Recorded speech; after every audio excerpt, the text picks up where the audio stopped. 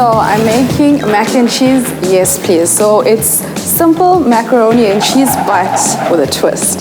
So the key to making the perfect al dente pasta is your water needs to be boiling. So we're gonna add in our cannelloni. As you can see, the water is quite bubbly and that's exactly what we want. Now we're gonna start with our cheese sauce. So it's basically a standard cheese sauce. It's got milk, it's got cream. We've got our cheese powder here. So we've got some thyme, some garlic, jalapenos for spice. I love spice. We've got black pepper, we've got cheese. So I've added a bit of turmeric for color because nobody likes white food, right? And then we're gonna bake our pasta. And in here, we have some breadcrumbs, some parmesan and mixed herbs. So we're going in with our milk and then we're going in our cream. So the key to having the perfect sauce is to create a slurry.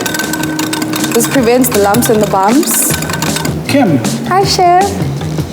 Why are you using cannelloni for mac and cheese? I thought because let's not be basic, and cannelloni is something so different. A lot of people buy it but they don't know how to use it because it's this tall, long pasta thing.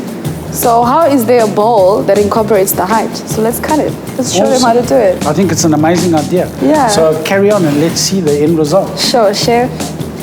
Okay, so we're gonna half them. So we're gonna stack them up here. So this is how it looks. A bit like cells. I think they're cute. So our milk is come up to the boil. Stir, stir, stir. Now we're gonna slowly add our slurry. Can you smell? Ooh. Excited. Okay, so now we're adding some thyme. There we go. I've got garlic here. Now I've added some jalapenos. I love spice. So we're gonna add our cheese to it. And we're gonna watch it melt.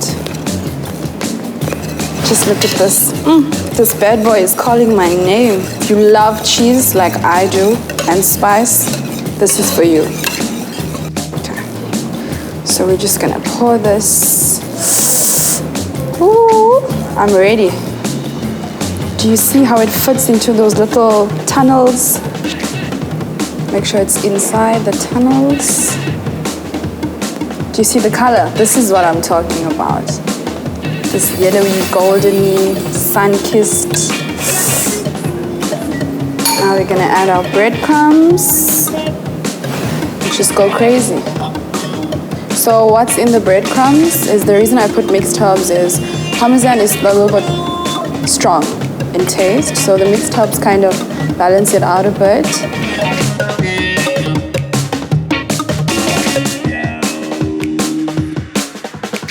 Our 10 minutes is up, so oven ready.